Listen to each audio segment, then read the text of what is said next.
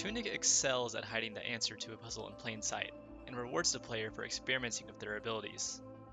This was a theme that ran throughout this week's wild journey, one that started on top of a snowy, washed-out mountain.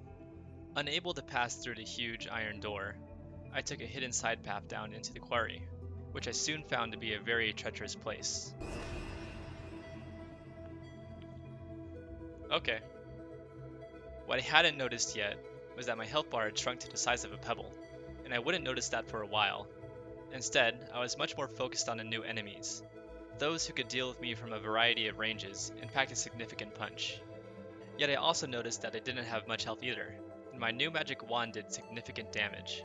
I eventually came to realize that being in close proximity to the strange purple glow drained my health. Furthermore, it was impossible to press forward without spending a significant amount of time in this glow. It became difficult to progress with more than a sliver of a health bar. Quickly, everything about this area told me I shouldn't be here. I was a walking dead man. Just a single blow from an enemy killed me, and sent me all the way to the other side of the mountain. The visual obscurity and deafening screech of the purple glow disrupted my senses, and made orienting myself difficult. I can't lie that frustration began to set in with this area, but I also began to appreciate how the limitations forced me to change how I tackled this place. With low health, I was forced to keep a distance from my enemies, instead relying on magic to take them out from range. With the limit to my magic, I had to make sure each shot counted, and I had to ensure I had a good escape route to maintain my distance from the enemies. Still, I was unable to find a reward that felt worth the trouble of the area, at least not that I was aware of. Yet, there is one revelation that took place here that would jumpstart a chain of discoveries. Oh! Ever since I learned about the focus ability, I've been attempting to use it on almost everything, often to little success. You can imagine my excitement when finally something gave a reaction. Still, nothing much happened, but the seed had been planted. There was something about these golden squares I had yet to figure out, and I knew where more of them were to do further testing. I returned to the East Forest, and tried my new ability on the golden square there, and so this happens. What the fuck?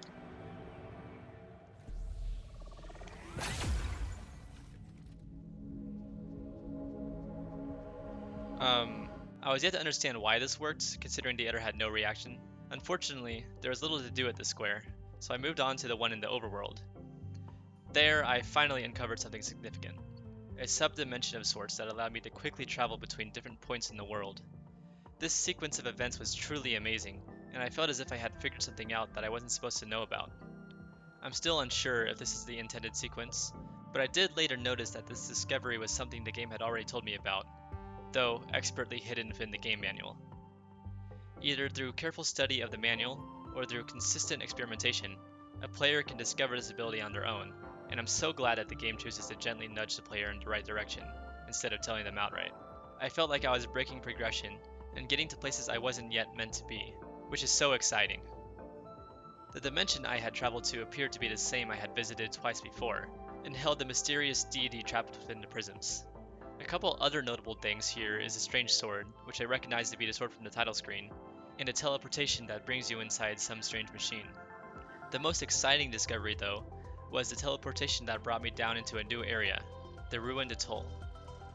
I was entirely convinced I wasn't supposed to be here yet, but faced with a seemingly dead end on the mountain, I continued exploring the strange new area. I love the feel of this place. Though I imagine it's meant to be beachy, I got sort of autumn vibes of the lighter, earthy tones in crows. Here I got the chance to finally use the focus ability on one of the monoliths, though I was yet to fully understand the point of doing so. Instead of dwelling on it, I headed down to the Frog's Domain. The Frog's Domain was a joy to explore, mainly because the frog enemies were delightfully silly and cute.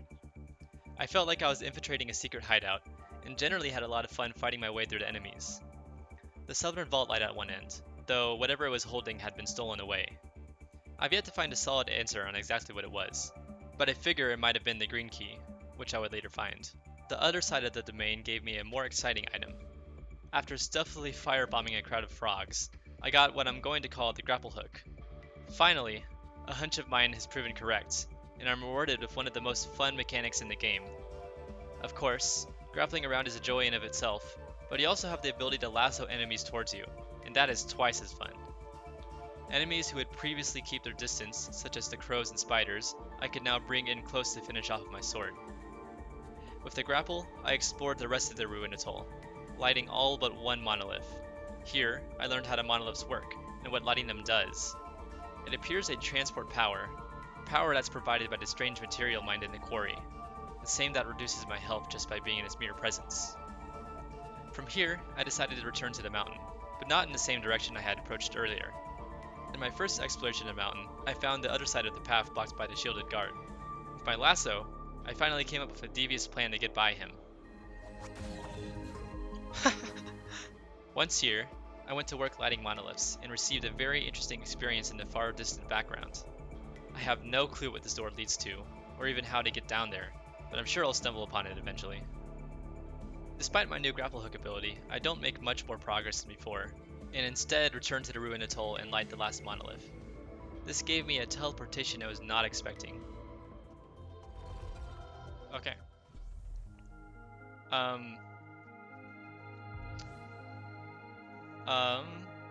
I'd seen this place before in a page of the guide obtained a long while ago. I did not imagine I would be finding this place anytime soon. Everything in the Great Library seemed big, much larger than the player character.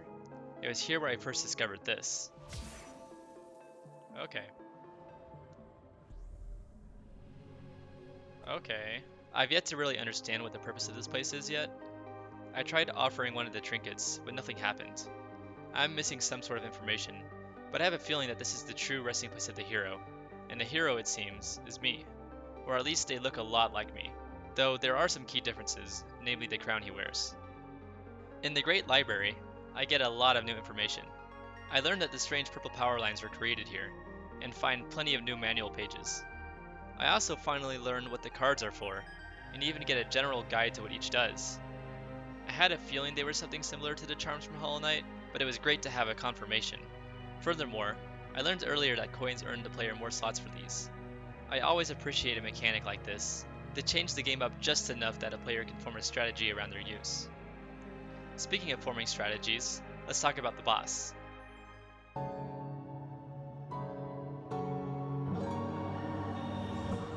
The Librarian so far is my favorite boss in the game. His high mobility made him difficult to hit with my sword, encouraging me to focus more on magic.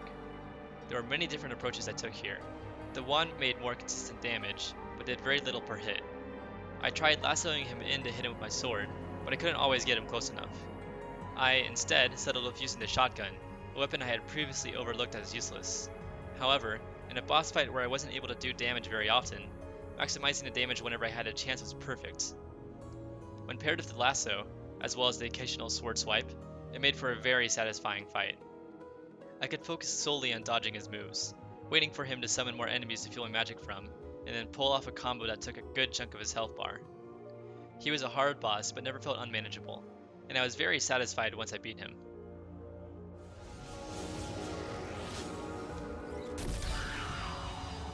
Whew. After beating the Librarian, I received a green key, quickly making me realize exactly what I was trying to collect now. I don't know how it slipped by me before, but now I had a goal to go after. This was great, but I didn't know where exactly to go next, and I ended up stumbling upon the next location by accident. What does this do?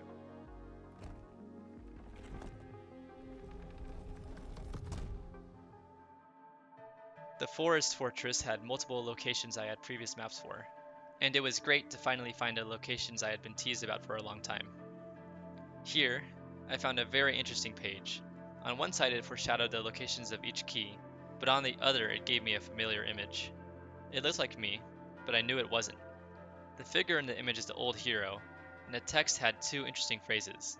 Again, the same battle fought uncountable times, and heir to the heir. This leads me to believe I'm not the first one making this journey, and that perhaps I'm not even the second. All the evidence points to me following in the footsteps of someone else. The scattered manual pages, the writings in the manual, and the references to someone who looked like me. I'm not the first to make this journey, but what journey is it? And what's the point of it all? I enjoyed the Forest Fortress quite a lot. The enemies wielding the candles made me use my freezing abilities more, fighting fire with ice. Like many areas before, 2 switches needed to be activated to open the door, and I liked how each switch had its own small level and challenge to overcome. The siege engine was quite a spectacle. It definitely was the most cinematic boss fight so far. I absolutely love the sound design for the creature. It is terrifyingly mechanical. I also loved how interactive the arena was. Pillars filled the area, offering protection from the gunfire, but also being susceptible to falling over. Much like the librarian, the shotgun was my main damage dealer, but I also used the wand for small shots in between, and to take out the fairies whenever they were spawned in. One move I really liked from the boss spawned in a bunch of dangerous exploding projectiles that tracked you down. In doing so, though, the boss exposed its weak underside. Upon defeating the siege engine, I got the pink key, though it is embedded in a staff of sorts and is listed amongst my permanently equipped items. I wonder what this means exactly. It implies it's usable, but I'm not sure what for yet. Here is where I ended my session, with 2 keys obtained, a new fun ability, and a feeling that I'm getting closer to the end. Something I really loved about this section was how open-ended it was. The first half was very streamlined. There was possibility to break sequence, but I would imagine every player's journey looked relatively the same when ringing the 2 bells. In this half, I imagined these 3 keys could be obtained in any order, and it truly felt very open-ended. I'm still unsure to what extent it might be, perhaps my progression wasn't unique at all, but the important part is that it felt that way to me. Tunic gave me the pieces I needed to solve the puzzle, and trusted my curiosity and attention to detail. A lot of the discoveries I made, I later found pointed out in the manual. The answer was always there, I just didn't understand what I was looking at when I first observed it. Through gaining better context and experimenting with what I had, I found the answer that was hiding in plain sight.